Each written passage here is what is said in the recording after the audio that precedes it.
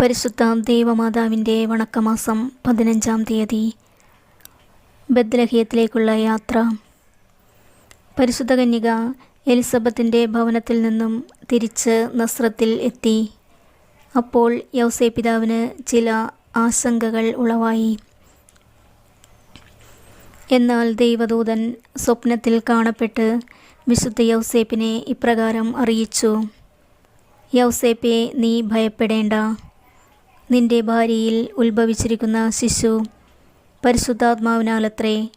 നീ അവന് ഈശോ എന്ന് പേർ വിളിക്കണം. അവൻ തൻ്റെ ജനത്തെ അവരുടെ പാപങ്ങളിൽ നിന്നും മോചിക്കും. വിശുദ്ധ യൗസേപ്പിൻ്റെ സംശയങ്ങൾ ദൂരീകൃതമായി. തിരുക്കുടുംബത്തിൽ വലിയ സമാധാനവും സന്തുഷ്ടിയും പരസ്പര സ്നേഹവും വിശ്വാസവും കളിയാടി.